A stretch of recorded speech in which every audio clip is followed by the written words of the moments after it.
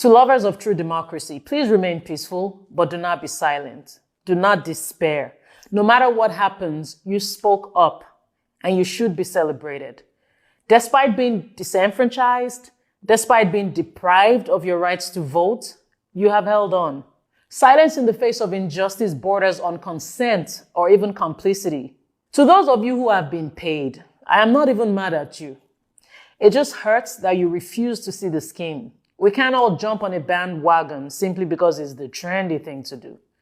Democracy was murdered in a way Nigeria has never known in its recent history. And there will never be a justification for it. Nobody is more Nigerian than anybody simply because of an accident of birth.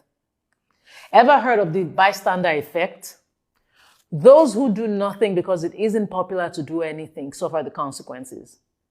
Because before you know it, the oppressor sways your way of thinking. You may laugh at those fighting for your democracy now because your preferred candidate is in power. And you may feel more popular, more powerful.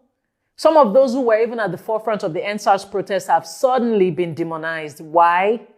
Because we've all been brainwashed and divided. What changed between 2020 and now?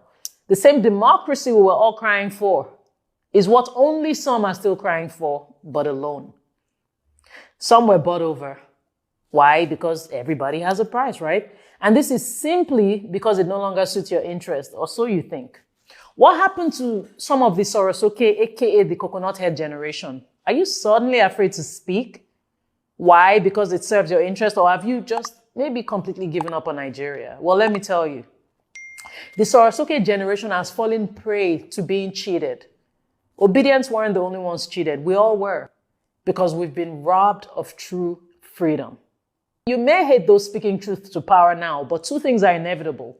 Posterity will forever thank them, and your hatred of them will never ever match their love for Nigeria. These are people who have absolutely nothing to lose, but are fighting for you at the risk of their lives, their mental health, and their reputation.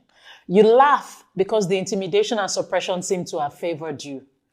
My prayer for you, however, is that you won't also face this level of injustice. And if you do, maybe, just maybe, they will have enough grace and strength to fight for you too. In the words of the great Martin Luther King Jr., whatever affects one directly affects others indirectly. The violation of the rights of any group of people is a violation of the rights of all groups of people. And if after all the voter suppression, the voter intimidation, violence, the conspicuous rigging, the unfair disenfranchisement, if you still think these things are justifiable, then maybe, just maybe, Nigeria does deserve the kind of leaders it gets.